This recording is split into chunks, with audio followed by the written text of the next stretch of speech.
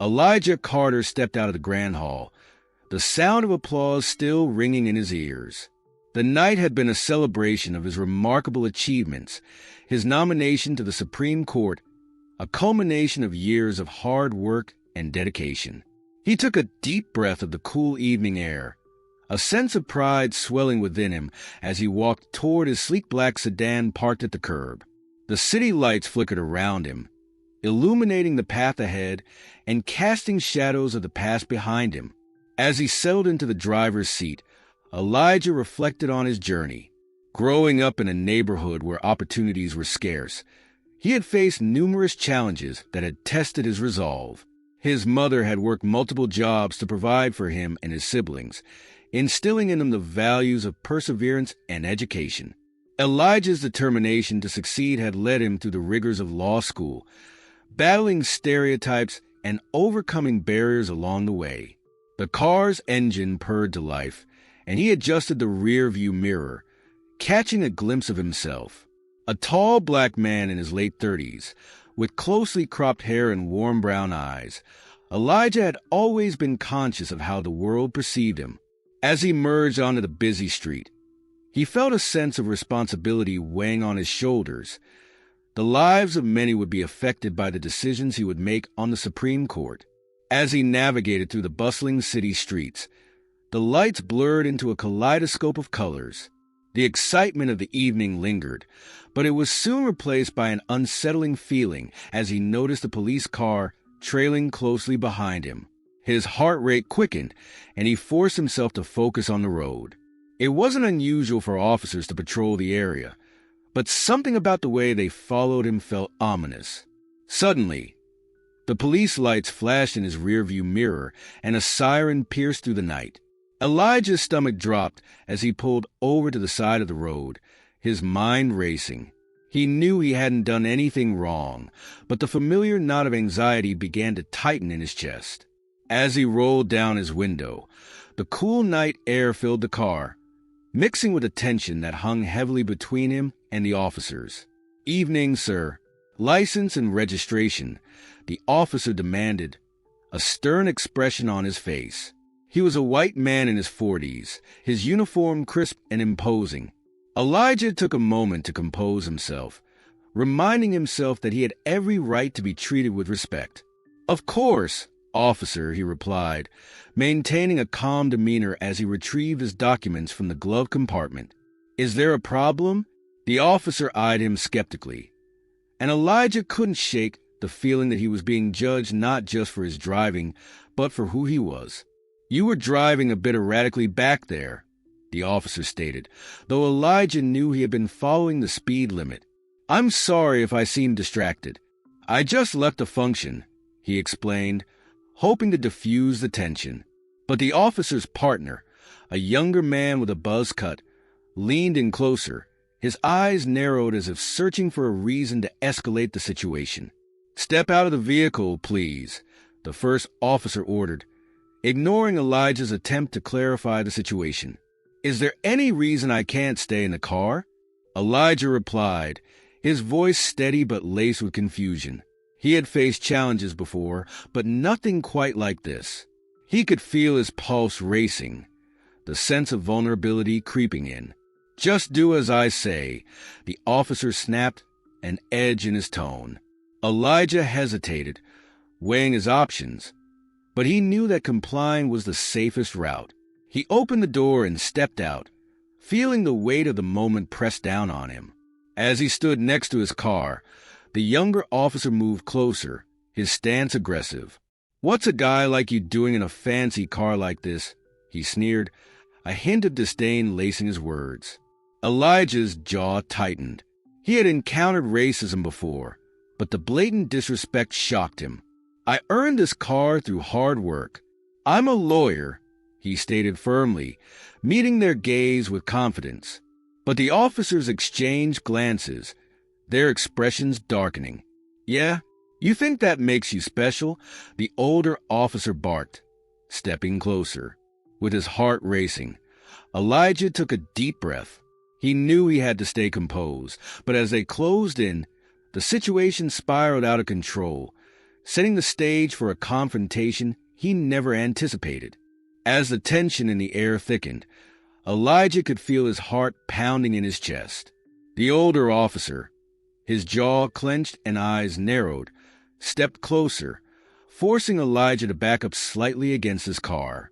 "So you think you can just flaunt your fancy job and drive around like you own the place?" The officer spat, venom dripping from each word. "I'm just trying to get home," Elijah replied, his voice steady despite the rising anger inside him. He didn't want to provoke them further, but the humiliation of the situation was overwhelming. "I haven't done anything wrong." The younger officer, still standing back, smirked and crossed his arms. "Right, and I'm the King of England. You think just because you wear a suit and have a nice car, you're above the law." His tone was mocking, as if they were playing a game, and Elijah was the unwitting fool.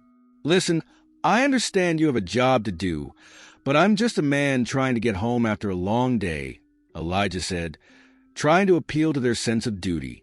"I'm a lawyer. My name is Elijah Carter.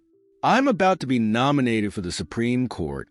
The words felt heavy on his tongue, as if revealing his identity could somehow change the dynamics of this absurd situation.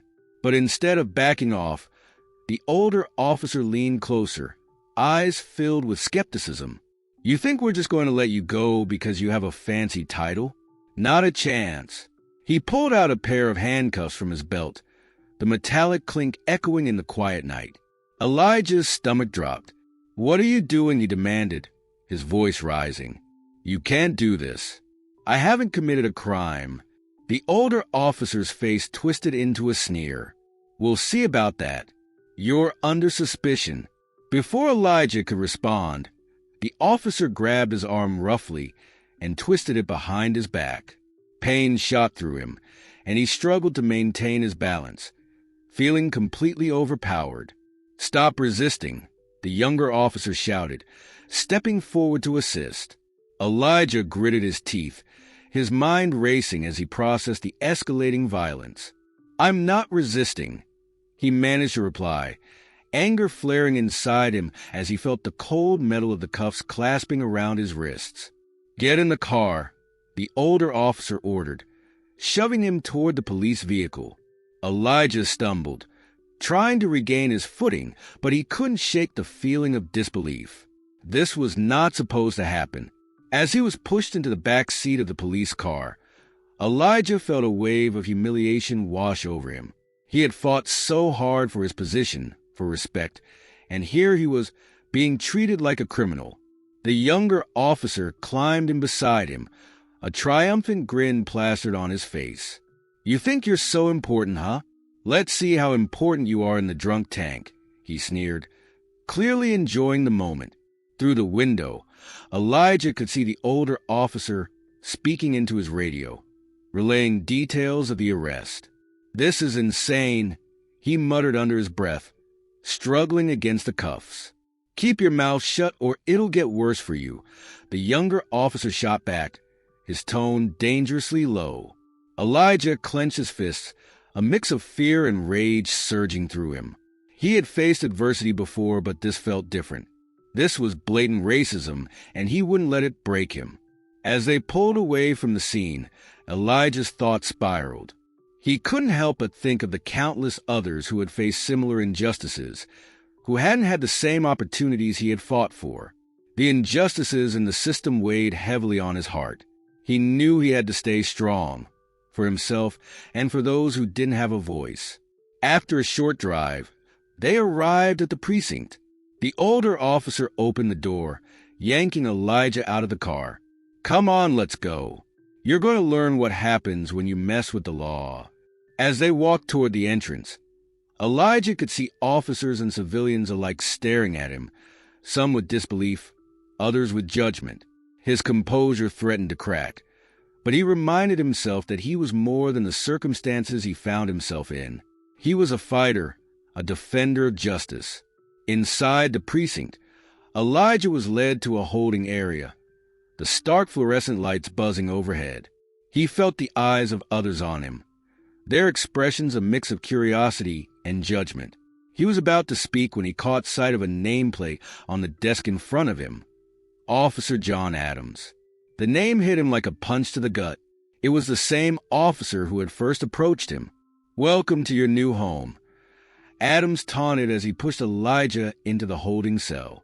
The door clanged shut, leaving Elijah in darkness, surrounded by the echo of his own thoughts. As he leaned against the cold wall, he felt a burning resolve rising within him. He wouldn't let this incident define him. He would fight back, not just for himself, but for all those who had suffered at the hands of an unjust system. The clanging of metal and the buzz of fluorescent lights surrounded Elijah as he settled into the stark reality of the holding cell. The walls felt cold and unyielding, and he could hear the muffled sounds of conversation from other areas of the precinct. The weight of the situation bore down on him, filling his chest with a mixture of disbelief and anger. As he leaned against the wall, he tried to calm his racing heart, reminding himself of the power of knowledge and the law. He was a lawyer, and he knew the ins and outs of the legal system better than most. Yet, the humiliation of being treated like a criminal was overwhelming. This wasn't how his evening was supposed to unfold. Minutes turned into what felt like hours, and finally, the door creaked open. The younger officer, Adams, strolled in with a smug look plastered across his face. "Looks like you're getting comfy," he mocked, leaning casually against the doorframe. "You still think you're special?" Elijah narrowed his eyes, refusing to give the officer the satisfaction of seeing his anger. "What are you going to charge me with?" he asked, his voice firm, cutting through the oppressive silence. "Resisting arrest, public disturbance. Maybe we can add a little something extra if you keep talking back," Adams replied, the smirk never leaving his face. Elijah couldn't help but feel the frustration bubbling within him, a fire ignited by the sheer absurdity of it all. "Resisting arrest? I was complying with your orders. You had no reason to stop me in the first place." Elijah shot back, his words coming out sharper than he intended. "Tell it to the judge," Adams replied dismissively, his voice dripping with contempt. "You think your fancy lawyer title is going to save you? Not tonight." Just then, the older officer, Adams's partner, stepped into the cell. "What's the holdup?" he barked, clearly irritated. Elijah took a deep breath, trying to maintain his composure. "I'm being wrongfully detained. I have a right to know why I'm here," he said, his tone steady. The older officer looked at him with a mix of disbelief and disdain. "You're here because we say you are. You don't get to dictate the rules, lawyer." Elijah felt his frustration rising again. "You're making a mistake. I'm about to be nominated to the Supreme Court. This isn't just a casual encounter for me. I have people counting on me." Both officers exchanged a glance, and the younger officer chuckled. "Yeah, right. We'll see how that plays out in the morning when we file the report," he sneered, clearly reveling in the power they held over him. "Why are you doing this?" Elijah asked, trying to appeal to any sense of decency they might have. "I have never done anything to deserve this kind of treatment. Maybe it's because you think you're better than everyone else," the older officer replied, crossing his arms and leaning closer. "People like you, with your education and your fancy suits. You forget where you came from." Elijah's heart raced as he felt the sting of their words. This was not just an attack on him. It was an assault on his identity, on everything he had worked hard to achieve. "I haven't forgotten anything. I know what it's like to struggle, to fight for a place in this world," he replied, voice steady and fierce. Adams rolled his eyes. "Save your sob story for the judge. You're just another statistic now." The older officer grinned as they stepped back, leaving Elijah alone in the cold, dimly lit cell. He closed his eyes, taking deep breaths to steady himself. He couldn't afford to let them see him break. Time passed slowly, and Elijah couldn't shake the feeling of impending doom hanging over him. He thought of his family, the sacrifices they made for him to get to this point. He couldn't let them down, not now. He would fight back. Suddenly, The door swung open again, and a stern-looking officer stepped inside. "Carter, you're being released," he said, his tone businesslike and devoid of empathy. "But don't think this is over. We'll be in touch." Elijah stood up, his body taut with tension. "What's the catch?" he asked, suspicious of the sudden turn of events. "Just get out of here," the officer replied brusquely, motioning for him to leave the cell. "You're free to go for now, but if I were you, I'd watch my back." As he stepped back into the bright, bustling precinct, the relief of being released washed over him, but it was short-lived. The weight of the encounter still clung to him like a shroud. Elijah knew he had to act quickly. He couldn't let these officers escape unscathed. As Elijah stepped out of the precinct, the cool night air hit him like a wave, refreshing yet jarring after the stifling confinement of the holding cell. He took a moment to steady himself, the gravity of what had just happened weighing heavily on his shoulders. His mind raced with thoughts of how he would confront this injustice. His car was parked just a few blocks away, and as he walked towards it, he couldn't shake the feeling of eyes watching him. The streetlights flickered ominously, casting long shadows that seemed to dance around him. Each step felt heavier, burdened by the humiliation and anger that bubbled beneath the surface. Once he reached his car, he fumbled with the keys, his hands slightly trembling. The adrenaline from the confrontation still coursed through his veins, fueling a fire of determination. He needed to get home, regroup, and figure out his next move. But he also felt an urgent need to share his experience, to ensure others didn't suffer the same fate. As he drove through the empty streets, his thoughts turned to the upcoming nomination. It was supposed to be a moment of celebration, a chance to make a significant change in the legal system. Instead, he was faced with a dark reminder of the discrimination that still existed. The vision of his mother's face flashed in his mind. She had always been his biggest supporter, encouraging him to pursue justice, to fight for those who couldn't fight for themselves. Arriving home, Elijah stepped inside and immediately felt the weight of his surroundings. The warmth and familiarity of his home offered a brief reprieve, but it did little to ease the turmoil brewing within him. He collapsed onto the couch, running his hands over his face in disbelief. The phone buzzed on the coffee table. An incoming text from his mentor, a respected judge who had supported him throughout his career. "Are you okay?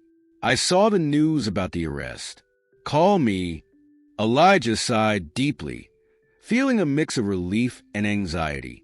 He had always admired the judge for his integrity and wisdom. Picking up the phone, he dialed, the ringing filling the silence of the room. "Judge Thompson," came the familiar voice, calm and reassuring. "Judge, it's Elijah," he said, his voice shaking slightly. I'm not okay. I was just arrested for no reason." The officers were completely unprovoked. There was a pause on the other end, and Elijah could almost hear the judge processing the information. "What? Are you serious? This is unacceptable.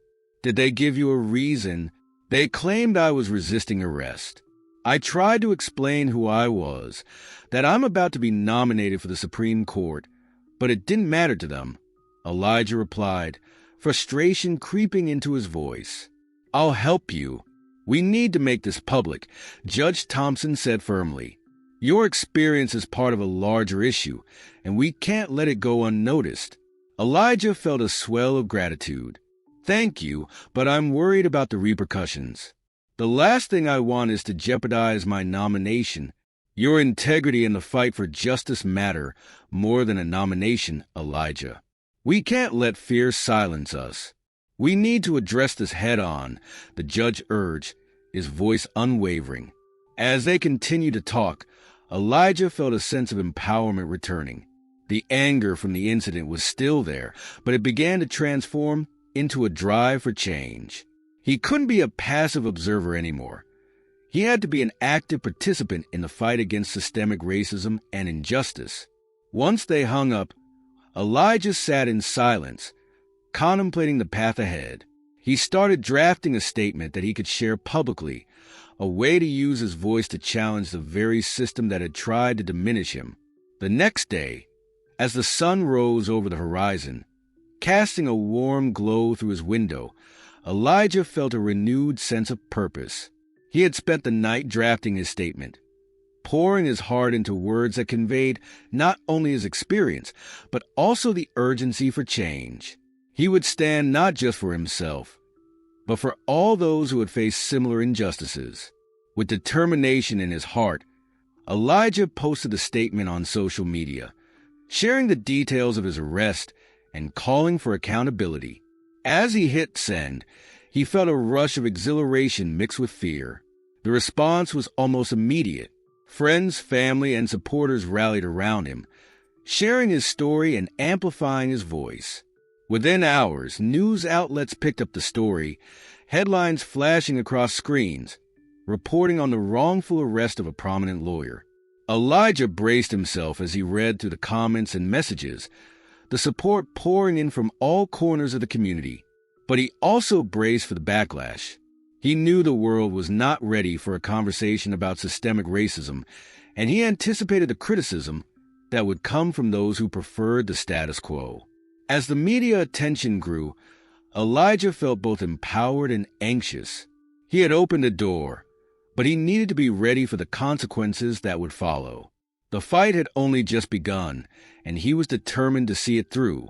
The following days felt like a whirlwind for Elijah. The moment he pressed send on his statement, his life transformed. News outlets clamored for interviews, and the community rallied around him in solidarity. Social media buzzed with support, but also with vitriol. The backlash was swift and unrelenting, particularly from those who felt threatened by the narrative he had presented. As Elijah prepared for his first live interview, he stood in front of the mirror, adjusting his tie and practicing his speaking points. His heart raced with a mix of anticipation and fear. He was stepping into a spotlight that had not only illuminated his achievements, but also shone a harsh light on the discrimination he faced. He recalled Judge Thompson's words, "Your integrity matters more than a nomination." It fueled him as he walked onto the set of a popular morning news show. The studio was bright and polished, a stark contrast to the dark events of the previous week. The host, a charismatic woman with an air of authority, greeted him with a warm smile. "Welcome, Elijah. We're honored to have you here," she said, her tone inviting yet serious. "You've made quite a splash in the news lately. Can you tell us what happened during your encounter with the police?" Elijah took a deep breath, his mind flashing back to the night of his arrest. "Thank you for having me," he began, his voice steady.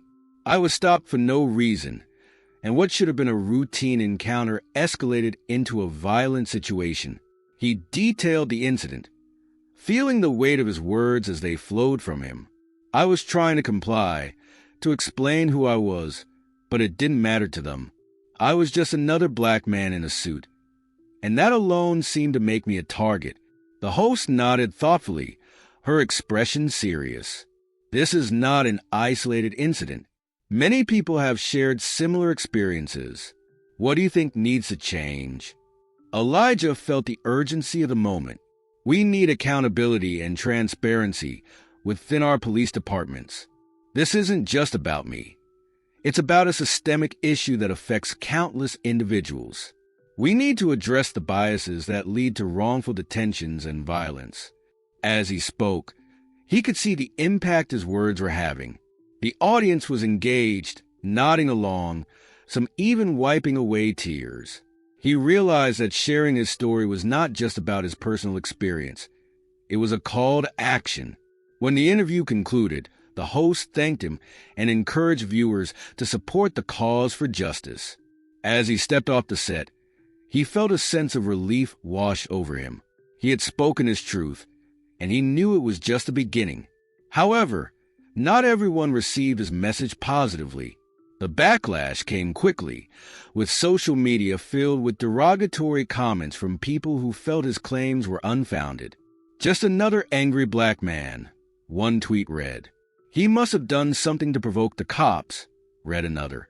Elijah was prepared for some criticism, but the sheer volume and intensity of the backlash were disheartening. He found solace in the supportive messages from his community, friends, and family.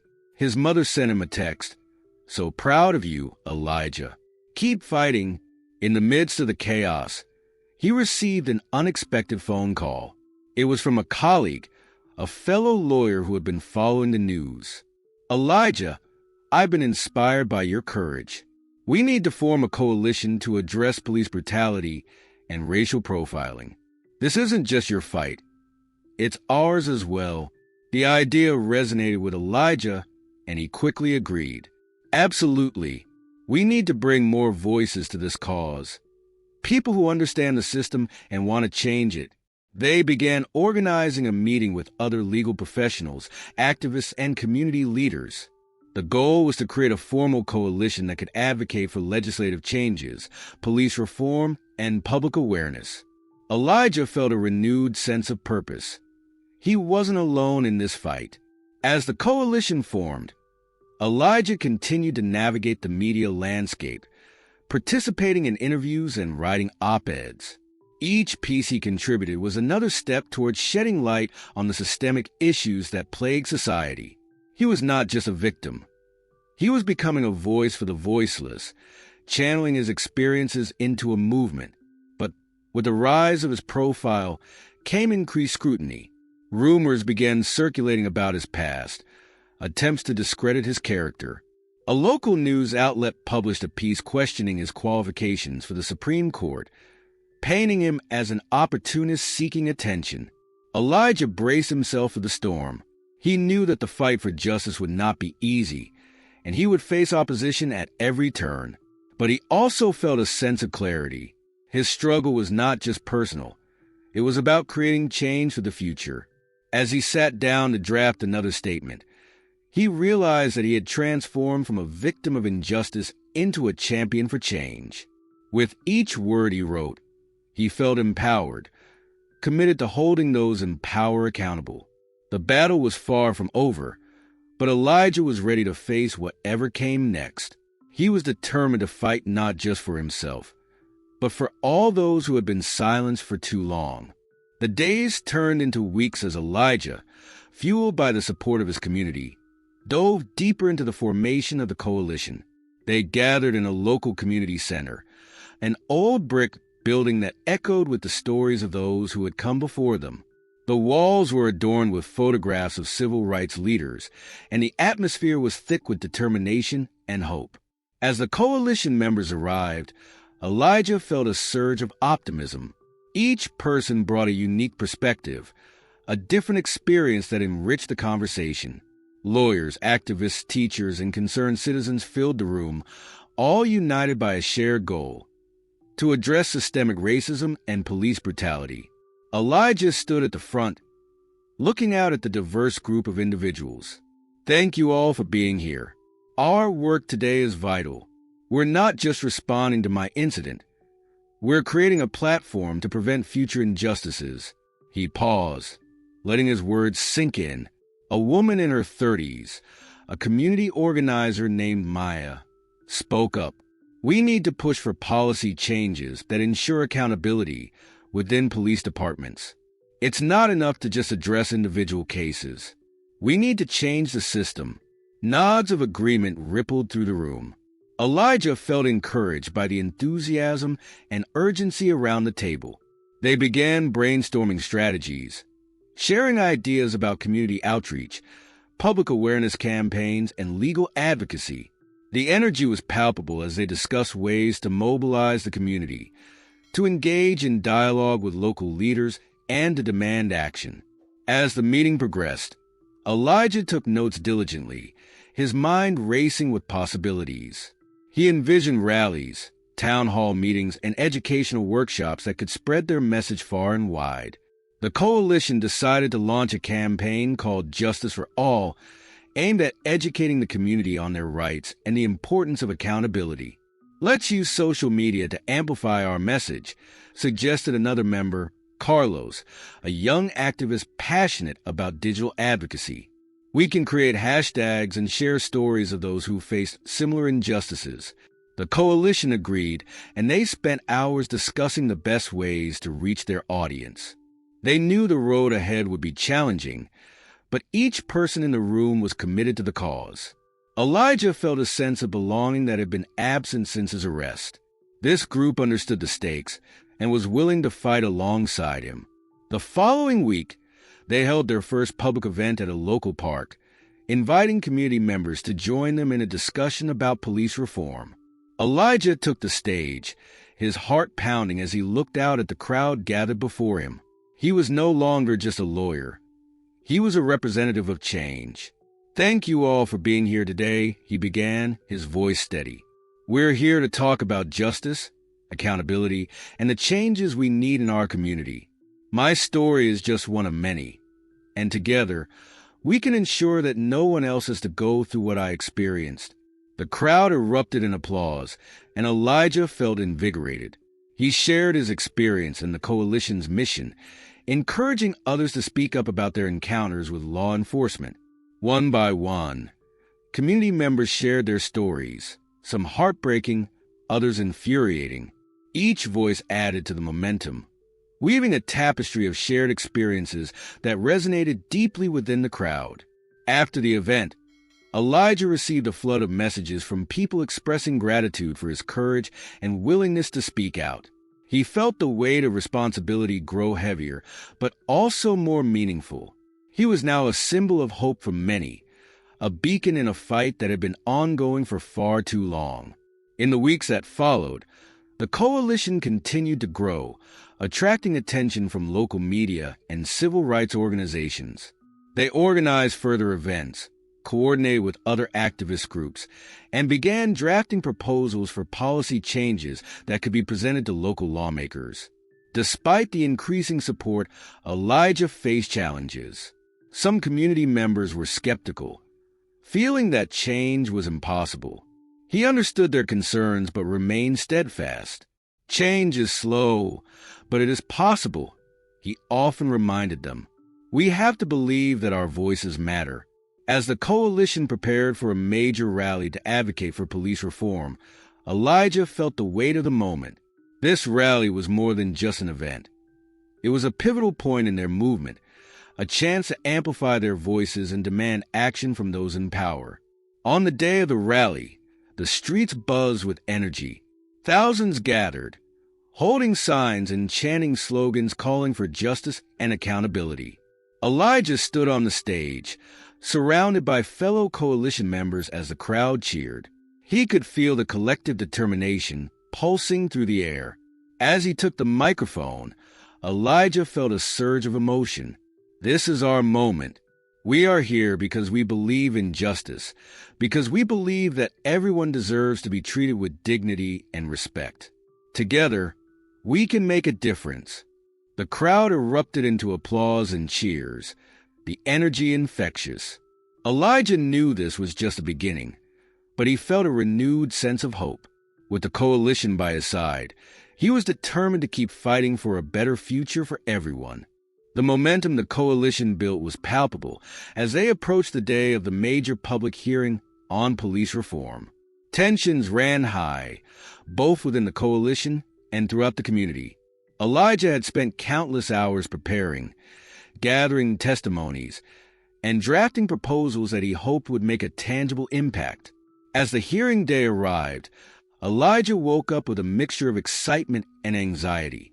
He donned his best suit, a crisp navy blue suit that exuded professionalism and authority. He spent a few extra moments in front of the mirror, straightening his tie and reminding himself of the gravity of the day. This was not just about him. It was about everyone who had ever faced injustice at the hands of those sworn to protect them. When he arrived at the municipal building, he was struck by the sight of the gathered crowd. Supporters of the coalition filled the steps, holding banners and signs that read "Justice for All" and "End Police Brutality." The atmosphere was electric, buzzing with anticipation and determination. Elijah felt a swell of pride at the sight of his community coming together, united for a cause that had touched so many lives. As he made his way through the crowd, Elijah exchanged greetings with supporters, shaking hands and sharing encouraging words. Each interaction fueled his resolve. He spotted Maya, who was helping organize the event, her face bright with excitement. "Elijah, the media is here, and I think we're going to have a great turnout." "Everyone's pumped," she exclaimed, her enthusiasm contagious. Once inside the building, Elijah took a moment to gather his thoughts. The hearing room was packed with city officials, police representatives, and community members. Tension hung thick in the air, and he could feel the weight of expectation pressing down on him. Elijah knew that today was crucial. The testimonies and proposals they presented could influence the future of policing in their community. The hearing commenced, and the coalition's representatives were called to the stand one by one. Elijah listened intently as each person shared their experiences, detailing encounters with law enforcement that ranged from harassment to outright violence. The stories were raw and emotional, resonating deeply with the audience. Each testimony added to the growing narrative of injustice, pushing the urgency for reform. When it was finally Elijah's turn, he rose from his seat, adjusting his suit jacket as he made his way to the front. The room went silent, all eyes on him. He took a deep breath and began to speak. "Good afternoon. My name is Elijah Carter, and I stand before you not just as a lawyer, but as a man who has faced systemic racism in a society that claims to be free and just," he said, his voice steady. The room remained silent, hanging on his every word. He recounted his experience, the arrest that had sparked this movement, and the fallout that followed. "What happened to me is not an isolated incident. It's part of a larger issue that affects countless individuals in our community and beyond. It's time to hold our police accountable for their actions." Elijah watched as some members of the audience nodded, their expressions reflective. He continued, sharing the coalition's proposals for reform. Increased training on racial bias for police officers, community oversight boards, and stricter penalties for officers who engaged in misconduct. "We need to create a system where justice is truly blind," he concluded, feeling the weight of his words resonate in the room. As Elijah stepped away from the podium, he felt a mix of relief and adrenaline. He had shared his truth, and now it was up to the decision-makers to respond. The hearing continued, with further testimonies and discussions, but Elijah remained acutely aware of the mounting tension in the room. Suddenly, a commotion erupted as a group of opposing voices surged into the room. A contingent of police union representatives and supporters of the status quo arrived, shouting slogans and waving their own signs. "Blue Lives Matter," they chanted, trying to drown out the voices advocating for change. Elijah's heart sank as he recognized the potential for conflict. The atmosphere shifted from hopeful to hostile in an instant. Tensions escalated as both sides clashed, and chaos ensued. The sound of shouting filled the air, and Elijah felt the weight of the moment. This was what they had feared, the pushback against their movement. Maya quickly moved to the front, attempting to calm the situation. "Everyone, let's keep this peaceful. We're here to discuss change, not to create division," she shouted, her voice strong amidst the turmoil. But the police union representatives were unfazed, their aggressive rhetoric aimed at discrediting the testimonies they had just heard. "You're all just trying to smear the reputation of good officers," one man yelled, his face flushed with anger. Elijah watched as the room erupted into chaos, people shouting over one another. It was disheartening, and for a moment, he felt the weight of despair. But then he remembered the faces of those who had shared their stories, the faces of those who had fought against injustice. Taking a deep breath, Elijah stepped back to the microphone. "Everyone, please. We can't let this become a shouting match. We need to listen to each other," he called out, his voice cutting through the noise. "This is about finding common ground and understanding. We're all in this community together." His words struck a chord, and slowly, the noise began to subside. People turned to listen, some still frustrated, but others began to nod, realizing the importance of dialogue. As order was restored, Elijah felt a sense of hope returning. He knew the road ahead would be challenging, but today had shown him the power of unity and the importance of standing up for what is right, no matter the obstacles. In the days following the public hearing, the ripple effects of the coalition's efforts became increasingly evident. News outlets covered the hearing extensively, and Elijah's testimony garnered widespread attention, resonating with people across the country. He received messages from individuals who had faced similar injustices, each story reinforcing the need for change. The City Council held a follow-up meeting to discuss the proposals presented during the hearing, and community members were eager to see tangible results. Elijah felt a mix of excitement and anxiety as he prepared for the meeting. He knew that the stakes were high. The momentum they had built could either lead to real reform or fall flat. On the morning of the council meeting, the atmosphere outside the municipal building was charged with anticipation. Supporters of the coalition gathered once more, holding signs that read, "We demand justice and end police brutality now." Elijah joined them, feeling the weight of their collective hope. As they entered the building, Elijah couldn't shake the feeling of unease. He had seen how quickly tensions had escalated at the last event, and he worried that the police union would continue to push back against the coalition's proposals. He steeled himself for whatever might come. Inside the council chamber, the mood was tense. City officials sat at the front, reviewing the feedback and proposals from the coalition and the opposing group. Elijah felt a knot in his stomach as he took his seat. He could see familiar faces in the audience, both supporters and opponents of the coalition's efforts. As the meeting commenced, the council began by summarizing the testimonies and recommendations from the hearing. Elijah felt a surge of hope when he heard the council members acknowledging the systemic issues within the police department. "We cannot ignore the voices of our community," one council member stated, drawing applause from the audience. But that hope quickly turned to anxiety as representatives from the police union were given their chance to speak. They took the podium, framing the coalition's proposals as a direct attack on law enforcement. "These recommendations are reckless and undermine the brave work our officers do every day," one officer declared, his voice booming through the chamber. "We must stand strong against these unfounded accusations." Elijah clenched his fists, feeling the anger rise within him. He recognized the strategy. Their approach was designed to instill fear and maintain the status quo. But he also knew that the community was watching, and they needed to stand firm in the face of this opposition. When it was his turn to speak, Elijah stood up with renewed determination.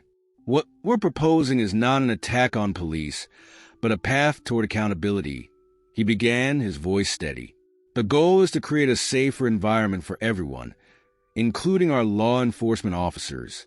We want to work together, but we can't do that without acknowledging the issues at hand." The audience responded with a mix of applause and murmurs, and Elijah felt a sense of solidarity enveloping him. He pressed on, emphasizing the importance of reform and the need for police accountability. He shared stories of individuals who had suffered from police brutality, reminding everyone that these were not just statistics, but real lives affected by systemic issues. After Elijah's passionate plea, several other coalition members echoed his sentiments, reinforcing the call for change. The energy in the room shifted as community members began to feel empowered to voice their support for the proposals. As the council continued its deliberations, it became clear that the tide was turning. Council members began to discuss actionable steps to implement some of the coalition's recommendations, including establishing community oversight boards and mandatory training for officers on racial bias. Elijah felt a wave of relief wash over him, knowing that their hard work was paying off. The meeting ended on a hopeful note, with the council promising to take concrete steps toward reform. As the audience erupted into applause, Elijah embraced Maya, tears of joy welling in his eyes. They had done it. They had pushed the conversation forward. However, the battle was far from over. Elijah knew that systemic change would require continued advocacy and vigilance. As the coalition celebrated their small victories, Elijah remained aware of the challenges that lay ahead. They needed to hold the council accountable, ensuring that the promises made were followed through. In the weeks that followed, the coalition continued to mobilize the community, organizing workshops and meetings to keep the momentum alive. They shared updates on the council's actions, encouraging community members to remain engaged and active. One evening, while reflecting on the progress they had made, Elijah received a phone call from a journalist. The reporter wanted to do a feature story on the coalition and the impact of Elijah's testimony. "Your story has inspired many, and we want to highlight the work you're doing," the journalist said. Elijah felt a sense of pride swell within him. They were not just telling his story. They were amplifying the voices of all those who had faced injustice. He realized that his role had shifted from just being a victim to being a catalyst for change. As he wrapped up the interview, Elijah couldn't help but feel hopeful for the future. The coalition had sparked a movement, igniting conversations about racism and police reform that needed to happen. He knew that change wouldn't happen overnight, but with persistent solidarity and unwavering resolve, they were on the right path.